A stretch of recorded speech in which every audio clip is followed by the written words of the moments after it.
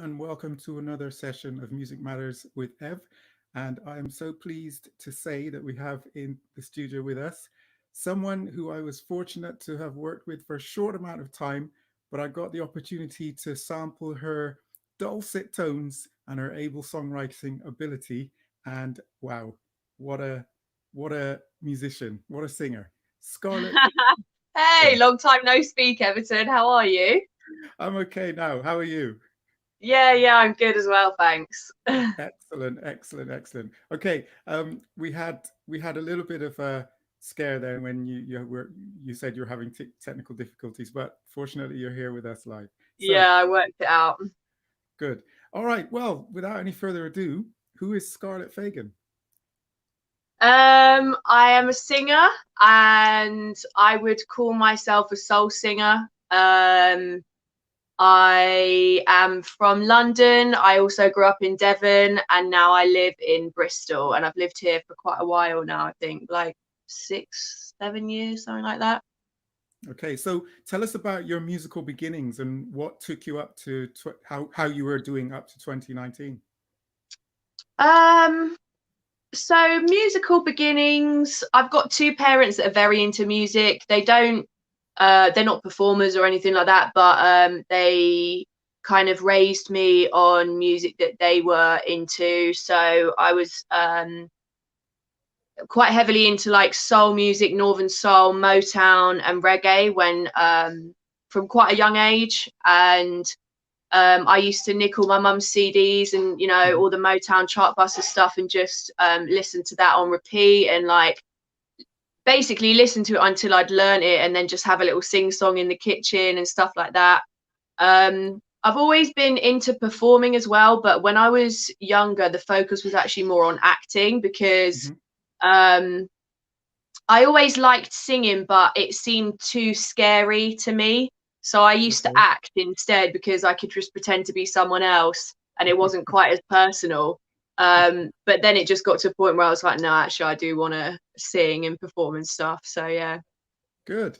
And so, what was it like in London? Did you do much performance in London? Not with music. So I lived in London till I was 8, and the only performing I did was just like dance. My Oh, mum okay. used to have me going to dance classes. And then something that I used to do actually all the time when I was a kid, and there's loads of pictures of me in our flat in London. I had a fake kids like microphone, and at the Hmm. base of the microphone there was two pedals, and one of them was a round of applause, and the other one was like laughter. So I used to like tell jokes and hit the laughter one, and then I also used to every Friday make my mum sit through Top of the Pops and I would just sing along to all the stuff that was on Top of the Pops, and then I'd like press the applause button at the end of each song and be like ta-da. Do you So know what, yeah. Scarlett? That's not too different to the comedy and the sitcoms that we see on the telly. The music, the Yeah, laughter yeah. is often piped. So Yeah, you're at the right exactly. place there. Yeah. All Yeah. right. So, what about Devon? Was there much performance musically in Devon? Yeah, that's kind of where I started performing. I used to go to a theatre school and I enjoyed it because I had mates there and stuff, but I was never someone that was really into musicals or theatrical singing. That was never Mhm. really my thing. And like when we used to do musicals and stuff and I'd have to act whilst I was singing, I used to find that really, really uncomfortable. Okay. But yeah, so performing probably started there. I did a couple of things in school. I started having singing lessons in school. Um, and then yeah, just a few gigs here and there. I had a singing teacher who's still to this day very supportive of Mm, me being a singer, and mm, she used to get me gigs and put on nights and stuff for me to perform at. So yeah. very good. And as we know, Bristol is very much on the musical map in terms of the world, even. What brought Mm. you to Bristol? I'd heard a lot of good things about Bristol for quite a long time. One or two of my friends moved up here um, prior to me making the decision to move up. And I just remember really like when I would come up and visit my friends, I really liked the vibe. There was like a really just kind of unique vibe that I wasn't used to, because London's a whole different ball game and Devon's obviously very quiet. So Bristol kind of seemed like a good place to get started with the music thing, really. Yeah. And did you get signed? Is that the word? Is that the phrase? Yeah, I suppose technically I was signed. A very, very small label, kind of a non-profit thing. Temple Records were the ones that signed me, and we released a single together, and they helped me with that. But that kind of finished a while ago. That was only ever like a one single deal. It was really really small thing that went on. Okay. And did you also perform in Europe at all? Yes, I performed in Europe. So after the Temple Records thing, I joined a band which I'm still in, called the Hawkmen. We've done a few gigs abroad. We've done Italy, Austria, France, Germany twice. And yeah, I think that might be it. But yeah, they're the funnest gigs ever. I love performing in Europe. Wow, I hope that can continue post Brexit. Wow, so you're used to European touring then? Yeah, I suppose I am. Yeah, I haven't done it in a while, but I really, really want to hit the road in Europe again. Okay, good. So Scarlett, we've all been through it. So I just want to get your take on it, and thank you for agreeing to the interview. That's okay. Because we want people to obviously know more about you and more about your music. But what happened in 2020? How did it affect you? What happened with your musical output in 2020?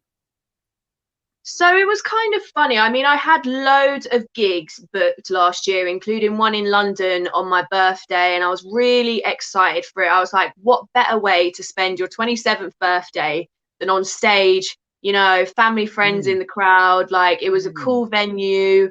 I was really excited, and it started to become very evident that that wasn't going to happen despite our best efforts. And even though I was like, yeah, for sure disappointed, I kind of understood that it needed to happen. So I wasn't too let down in that respect. Like, yeah, it was annoying that our gigs got cancelled, and I certainly missed out on that extra cash and experience and whatever. But at the same time, I realized that this was an opportunity for me to focus on songwriting. And to kind of reevaluate my approach to being a musician. For a long time, I would say for the last 3 years probably, my approach to being a musician has mainly been focusing on the band rather than anything that I write myself. And I've always wanted to write my songs and, you know, have that product out there so that people can get to know me as a person, and also, you know, maybe they can relate to the stuff I write about or something. But when I was in the band, there was a period where we were so busy that I just did not have the time. Genuinely, I did not have the time, because I was working Monday to Friday, and we'd be gigging up and down the country from Friday, Saturday, and traveling back on the Sunday, straight back in work on Monday. So I kind of saw the first lockdown as an opportunity to really focus on the songwriting, and I have pretty much finished writing my first ever album. Well done. Yeah, and some of the songs, well, I think one of the songs is one that you helped me go over, but I've completely revamped it. So that's been recorded. Yeah, so the recording of the album has started. I'm really lucky to be working with a producer who really, really believes in me. And he's the one that kind of, you know, kicked my ass in the first place. He was like, we are going to do an album and that's it. And I was like, okay, let's do it. So yeah, but there have been, by this lockdown now, I'm kind of like, all right, I've done the evaluations. Can I just get on stage now, please? Excellent. Yeah, we want to see you on stage too. Yeah. And so in terms, that's brilliant insight, because a lot of people have said just that. It's given Mm, us all the opportunity to step back and reevaluate. That's just yeah, awesome. And yeah, also to do more writing, because as you yeah, ably demonstrated, when you're busy out on the road, the writing kind of tends to suffer a little. So that was exactly. great. Now, Yeah. in terms of the live scene, obviously that was, I would say, put on hold. We hope. Mm. What about the online stuff? Did you find yourself being forced to look at that sort of platform at all?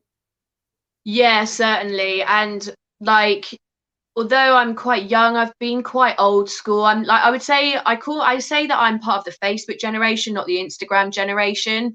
And so I'd never really been someone that posted a lot about music on Instagram. Like definitely like if bits here and there, but it was not something that was the focus for me. And so part of the lockdown was me realizing that actually I need to be utilizing those tools a bit more. Even when we're able to perform again, I still want to be making sure that I'm utilizing social media rather than just seeing it as like a personal thing. It needs to be like a business thing, I Mm, think.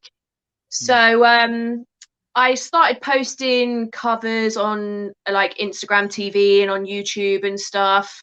That was something that I hadn't done that often before, mhm, mhm, because I just relied on live performances and mhm, stuff like that. So I've definitely upped my game in that respect. But part of the issue with these lockdowns is like it doesn't matter what industry you work in, everyone is on social media at the moment because that's the only way that we're able to, work in a way. So it doesn't matter if you're a personal trainer, a chef, a singer, a dancer, whatever it is, everyone is just posting constantly at the moment. So when I post videos of me singing, I'm quite conscious of the fact that some people are maybe a bit sick of seeing people sing on social mhm. media. I don't know if that's just in my head, but I want to make sure that I'm posting something that's really worthwhile and I've put a lot of effort into. And then if they don't like it at that point, then what can I do? Hey, very good. That's the business head on you thinking. All Yeah. right. So, what advice would you give? No, no, wait. Before we go down the advice route, sorry. How do you see the future? Um, I see. Um, in so for me, not personally, but like for musicians in general, I see the future adapting. I see that there is probably going to be some new approaches to things, and we're going to have to get super creative. But I'm optimistic because if we look back at, you know, any kind of revolutionary like musical genre or like subculture that developed, it usually came out of some period of difficulty, let's say. So like soul and Motown and stuff like that, it came from like segregation and the civil rights movement. And then there's loads of stuff that comes out of difficulty that ends up being, some of the most iconic music in the entire history of the world, in my opinion. Wow. So I'm hoping that we start to get really creative, and I think there's going to be a lot of outdoor gigs, which is fine, Mm, as long as it's not February anymore. And yeah, for me personally, um I am just looking forward to putting everything into practice that I've learned over the mm, last year and mm, releasing my music, and just being a bit experimental with my approach. So yeah. mm. Well, thank you for reminding us of the virtue of difficulty, which Yeah, springs fresh ideas. So yeah, great. definitely. What advice would you give to people who are thinking of following in your shoes? Anyone thinking of taking up a musical career or activity? Um, I think the advice that I would give is that if you, you know, you have you it's difficult because for a long time, the only way I knew that I had a talent, let's say, is because people always told me. So I didn't always know that I had a talent specifically. But if you do feel like you want to be a singer or you want to be a musician and you know that you can do it, don't let any negative thoughts get in your way, or cause you to waste any time. Because I mean, you know, in the grand scheme of things, I'm still young, but I have wasted a lot of time. And part of that has been because I didn't have the confidence, or because I was scared of writing a song that someone was going to judge me on, or, you know, being vulnerable in that respect, or being exposed, was a big issue for me. So I would just say, if you want to be an artist of any kind, then you need to deal with the negative shit that goes on in your mind so that you're able to pursue your dream, you know, without any of that bullshit slowing you down, basically. Sound advice. Love it. Yeah. Okay. All right. So in terms of your music, you're mentioning about the album. Can you give us any idea of when it will be available or ready to sample? Yeah, at this point, I don't know. It will definitely be at some point this year. The songs are basically written. There's like 2 more that I've got to do. And I've recorded 2 already. But and I'm recording some next weekend as well. I don't know when it'll be ready because I don't know how long these things take. I mean, it's all fair and well for me. I've written the lyrics and, you know, I'm going to record the vocals and stuff. But then it's like, we've got to get a drummer in. We've got to get a bass player in. We've got to do all of this. And then someone's got to master it and all of that stuff. And I'm quite inexperienced with how long it really takes to produce an album. And I do want to make sure that it's the best that it can be as well. So I couldn't really give a date, but definitely this year. I'm going to have a single from the album that's already been recorded out probably at the beginning of March. Oh, that's good. I'm just working on the artwork, and there's going to be a live version of that as well. So that's definitely going to be happening at the beginning of March. And that's a single called Sugar. And the lyrics are about what I touched on a little bit earlier, which is just like having the confidence to be bold and to be you, and, you know, not let anything hold you back, kind of thing. So I'm looking forward to that. Right. How's is your stage name Scarlett? Yeah, Scarlett Fagan, just my name. Okay. And where can people see you or hear the stuff that you've done already? And do you have a website? Do you have a YouTube channel or? I don't have a website yet, but that is something I definitely need to do.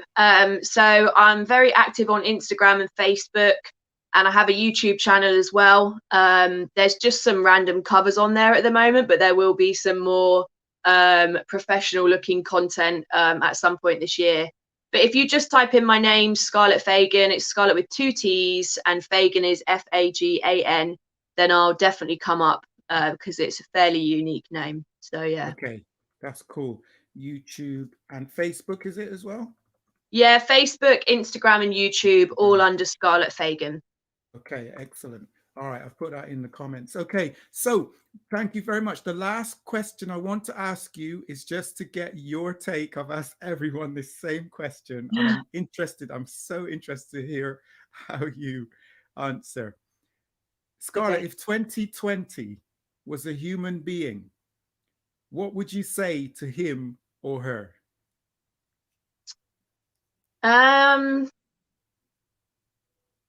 Do you know what? And this is partly because I think the world needed a break from the way it was going. I would say, don't worry, I understand. Excellent. Yeah, I'd be like, I get it. Do what you got to do. We'll work through it and everything will be better. Scarlett, that is tops. That is so tops. Okay.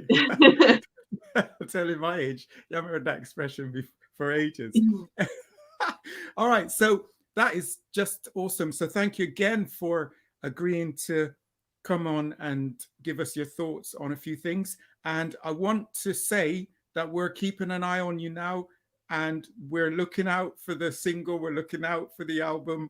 We're looking out for anything that you do. And hopefully in the future we can have you back to tell us more about how it's going, what new things you're into, and this, that, and the other. Yeah, definitely. I'm definitely always up for that.